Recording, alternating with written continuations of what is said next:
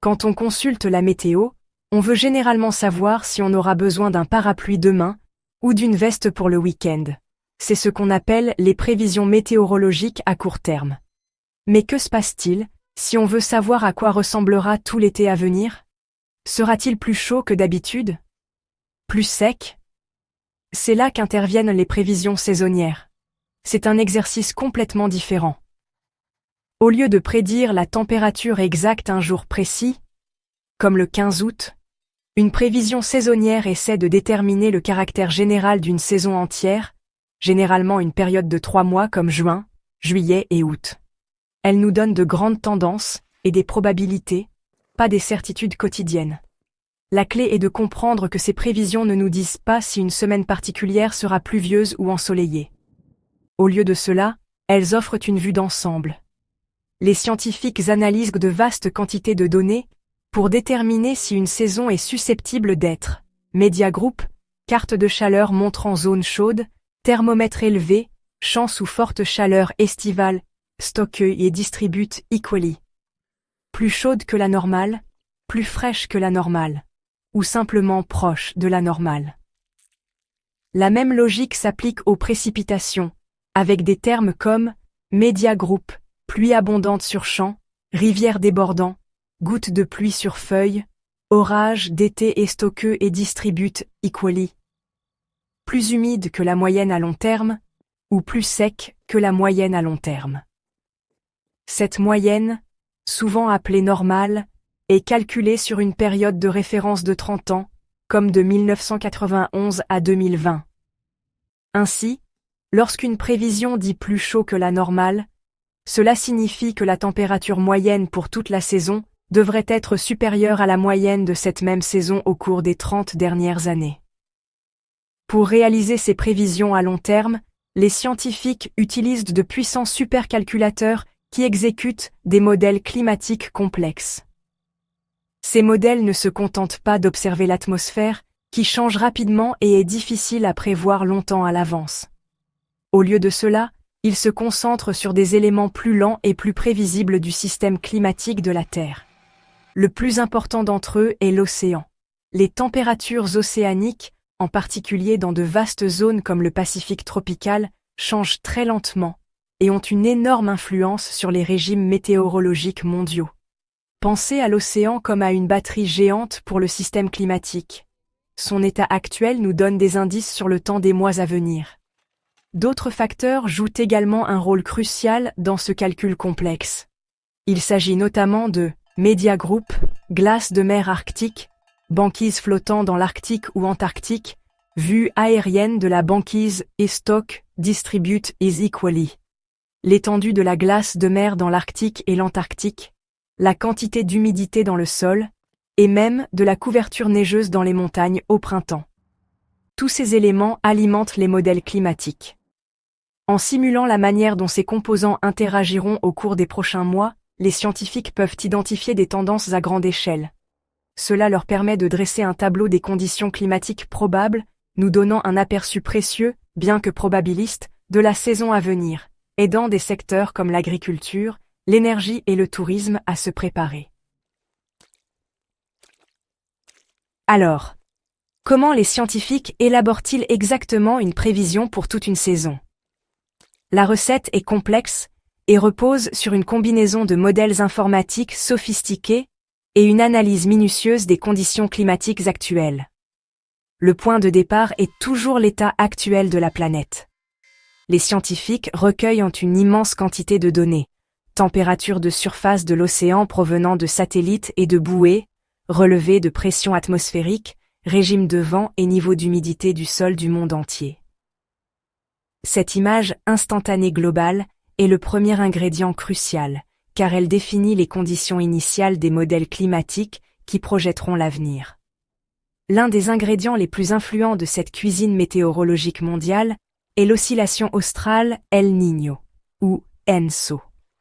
Il s'agit d'un phénomène climatique naturel qui implique un réchauffement périodique, appelé El Niño, ou un refroidissement, appelé La Niña, des eaux de surface dans le Pacifique tropical central et oriental.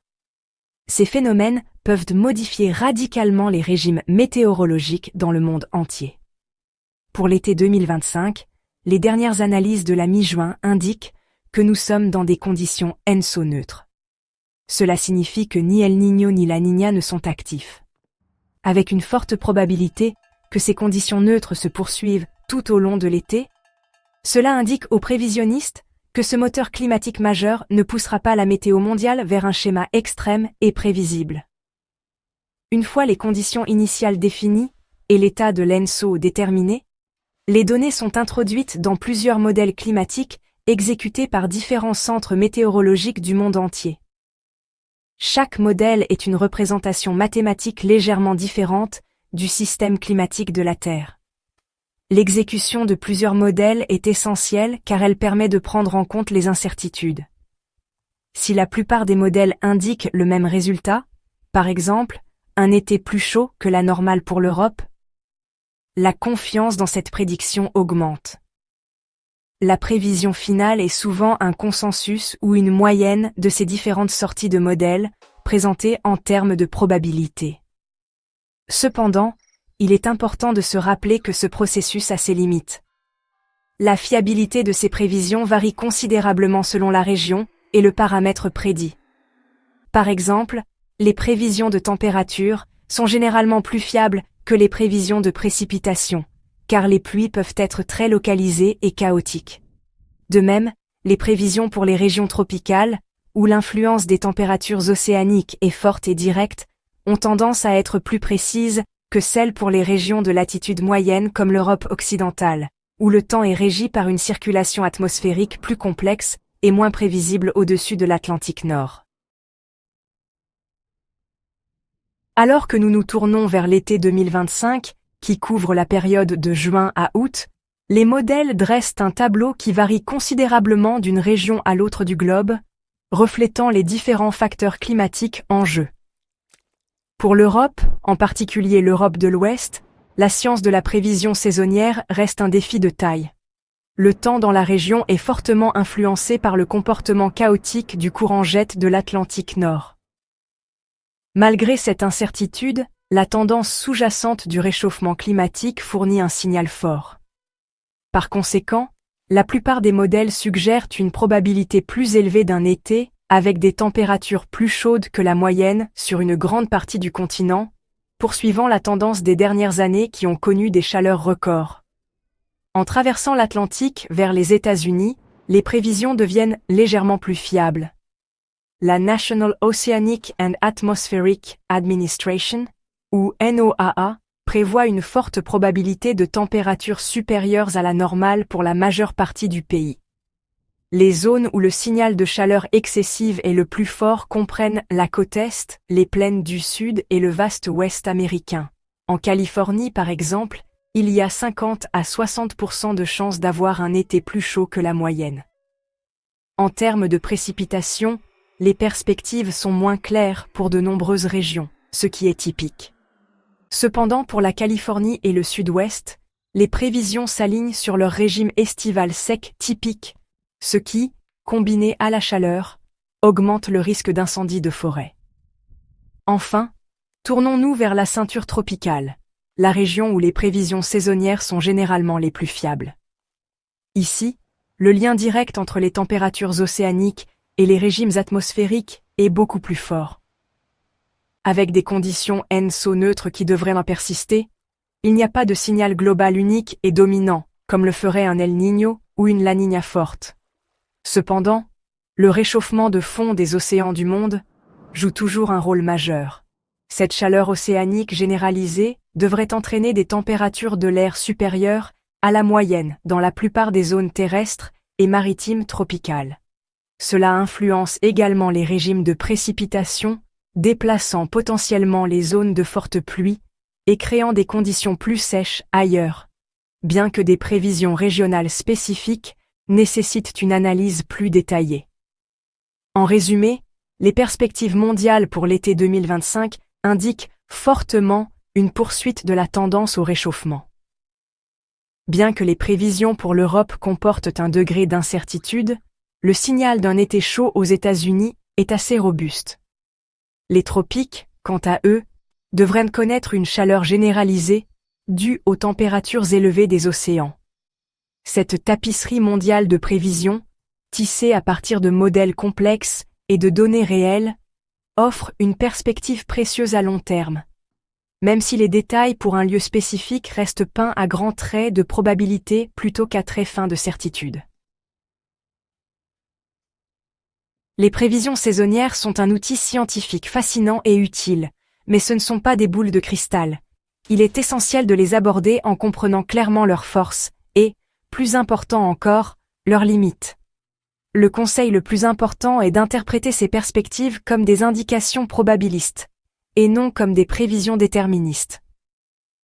Lorsqu'une prévision indique qu'il y a 60% de chances d'avoir un été plus chaud que la moyenne, cela signifie aussi implicitement qu'il y a 40% de chances qu'il soit proche de la normale, voire plus frais que la moyenne. Il s'agit de faire pencher la balance, pas de déclarer une certitude. Cette perspective est vitale pour éviter les erreurs d'interprétation et prendre des décisions éclairées. De plus, considérez toujours la source et le contexte de la prévision. Les prévisions des centres climatiques nationaux et internationaux réputés, basées sur un consensus de plusieurs modèles, sont les plus fiables. N'oubliez pas que la fiabilité des prévisions varie selon les régions. Comme nous l'avons vu, une prévision pour les tropiques est généralement plus fiable qu'une pour l'Europe de l'Ouest. Si vous vivez dans une région où la prévisibilité est faible, vous devez traiter les perspectives saisonnières avec encore plus de prudence. Cela peut toujours être une pièce utile du puzzle, mais cela ne devrait pas être la seule que vous utilisez pour planifier les mois à venir. La meilleure façon d'utiliser une prévision saisonnière est de l'intégrer à d'autres sources d'informations. Combinez les perspectives à long terme avec les prévisions météorologiques à plus court terme à l'approche de la saison. Si les prévisions saisonnières annonçaient un été sec et que les prévisions hebdomadaires commencent à montrer des périodes prolongées sans pluie, cela augmente votre confiance dans les perspectives initiales et vous permet d'agir en conséquence. Par exemple, en mettant en œuvre des mesures de conservation de l'eau.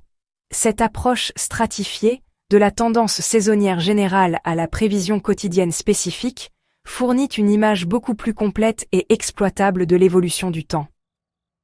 En fin de compte, les prévisions saisonnières visent à gérer les risques et à se préparer à l'avenir le plus probable.